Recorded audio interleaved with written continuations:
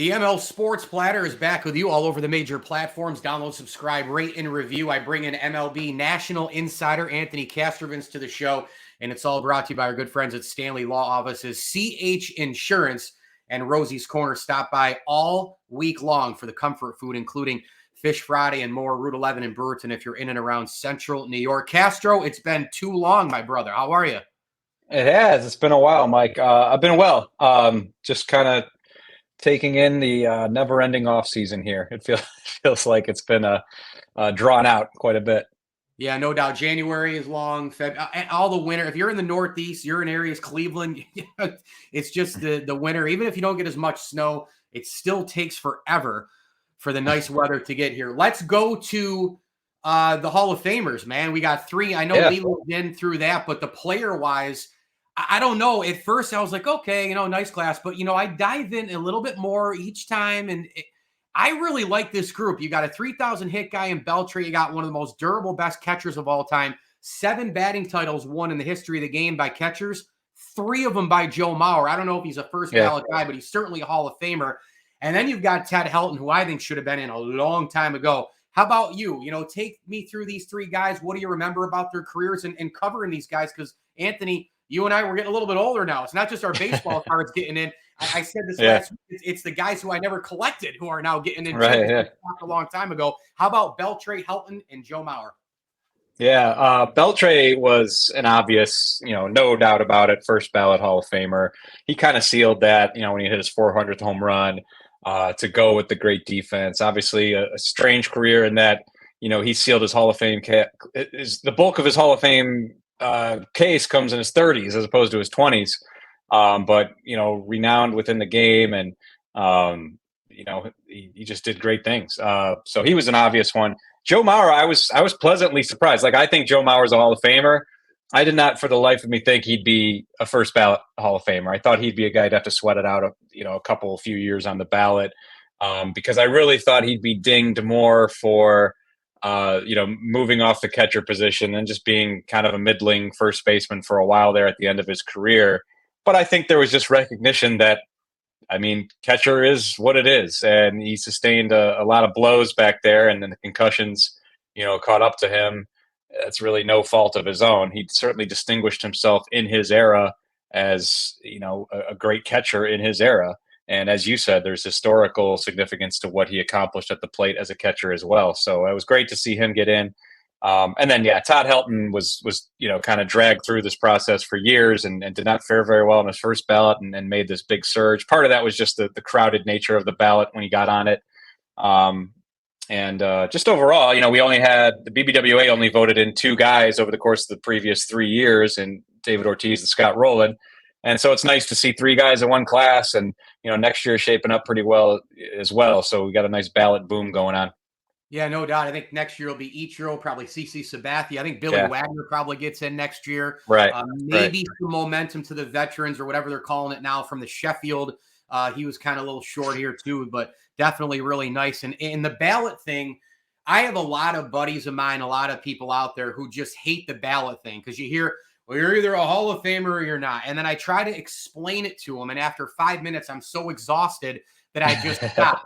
But I'm of the feeling, and you tell me if you agree, I think there's a difference between Willie Mays and Tim Raines. I think there's a difference between a Derek Jeter and a Barry Larkin. I'm okay with the ballots, and through time, things change. Different people are on the voting committee. People look at things differently. You got the steroid era, then you got the evolution of the whole analytic thing, and you got different age groups, and like I said, on and up. Things change, things evolve, people change their thoughts. It's like Tim Kirchin told me in Cooperstown last year. Said, Mike, I thought he was going to give me a hug. He said, it's going to be okay. You can change your mind. And Jason Stark told me that it's okay. You can change your mind. Where do you land on the ballots? So the process, the nature of it, where you can only check 10 names. There's some years where that plays in more than others. I tend to be more of a big haul guy, and I'd say more years than not, I'd be closer to that 10 number. And some years, just guys get caught in a bad situation where, I live here in Cleveland, and Kenny Lofton's name comes up all the time as a guy who was one and done on the ballot, didn't achieve 5%. and he was on a really loaded ballot, and there's only so many spots to go around. And then, that's probably a reason why, Ken Griffey Jr. wasn't on. He wasn't unanimous when he clearly should have been, because people play with their ballots a little bit and say, well, I'm not going to vote for Griffey because everyone else will do it. He'll get in from everyone else. And I'm going to allocate one of my 10 spots to someone who needs it more, quote unquote. And that's why I think it would be better if the ballot was just a yes or no. Is this guy a Hall of Famer to you? Yes or no? As far as playing games with first ballot and all that, I don't get into that. I know you're absolutely right. I mean, there's definitely a difference between the upper echelon of, there's kind of a Hall of Fame within a Hall of Fame, if you will. But, for me, I wouldn't play games with it. I would just vote the guys if I think there's 10, I'll fill up all 10 of my spots. If I think there's more than 10, well, I have some tough decisions to make. If I think there's less than 10, okay, I'll vote for them all. It's because I don't, to me as a voter, it wouldn't make a difference, first ballot versus other ballots. Just, I think you're a Hall of Famer, I'm going to give you my vote. So yeah, there's politics, I guess, to it. There's the specific voting body matters. It's definitely evolving a lot. It's getting more analytical, and you see that when guys like Larry Walker and Todd Helton get their due. Better appreciation for their careers as the voting body skews, a little more analytical, I think. And that's worked in other guys' favor, like Tim Raines, for instance. So always an evolving process, but yeah, I definitely like to see a change with the ballot. I think it should just be yes or no. Yeah, it's like in football. Deion Sanders recently had said something about the Gold Jacket Club, and there's everybody else or whatever he said. I see both sides. I always look at the ballots too, and I think that part of it, part of what makes it fun. I wish we would debate it more. I mean, people like you and I debate, but other people just yell at each other. I'd like to see the debating more than the arguing per se. Just And I think that the ballots, if you actually debate and converse with other baseball people, fans, and media alike, and more, it actually really gets fun. The balloting makes the discussion fun. And hey, we need to talk more about baseball these days, considering the kind of decline that a little bit that it's been on here. One team that's been on decline since 2009 has been the New York Yankees. They haven't won a World Series in what seems like forever. Are they going to be any good here? Because I know they got Juan Soto. I know they have Aaron Judge. I know they have the potential to score a lot of runs. But Anthony, pitching depth after Garrett Cole, the injuries rode down. They're counting on him. They're counting on Cortez. They don't have a bullpen to save their life, in my opinion. What is I don't know what to think about this Yankee group. More than 90 wins, 89, 88 wins. Yeah, I mean, they were outscored last year. They obviously were still able to finish above 500 and keep that streak, that trend going. But, they got outscored, and, they did not assert themselves in a deep division in the AL East. And so, is this offseason enough where, it's definitely a victory to bring in Juan Soto, but they continue to sacrifice their pitching depth to do that. And they've made several moves in recent years that cut into that pitching depth. And I'm with you, Mike. Yeah, I mean, after Garrett Cole, just major question marks. They really were confident they could land Yamamoto, and they did not do so. He went to the Dodgers. So I think that kind of skews their offseason plan. They pivot to Marcus Stroman, who has strengths and weaknesses, that come there at this stage of his career. So, I have big questions. It seems like it's a team that tends to hang in there, and last season injuries got in the way, but it was a club and is a club that's built to be hurt to a certain extent. I mean, Aaron Judge gets hurt, Giancarlo Stanton gets hurt. That's just baked into their profile. So, do they have the depth to withstand that? I methink Soto definitely helps in the lineup. It's not as Aaron Judge centric as it used to be, but Anthony Rizzo with the concussion issues he had last year, and I think it still has overall lineup depth question marks, and certainly pitching depth question marks. The final thing I want to get to is what I mentioned just a minute ago about, the decline of the sport. I mean, I know you cover the sport, and I know you'll defend the sport. I try to defend the sport a lot as well. Everybody in baseball is like, man, let's try to talk about it more. Maybe some more positive stuff will, get more people back, or if the people who haven't left are about to, like, hey, hang in there. Like, it's going to get better.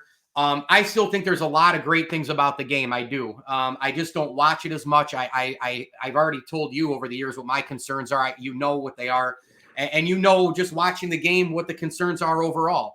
Having said that, We know the great, we know the bad, we know the in between. What's the future like for this sport? Are we okay? Is baseball going to do a few things to kind of reel in some new people? Is it a more old sport, young sport going forward? You know, best, least, take it however you want here in the last couple of minutes about this sport. Are we okay now and moving forward? I honestly, like, I feel better about the trajectory of the sport than I have in some time. I think last year's rule changes were extremely well received. I think Pitch we clock.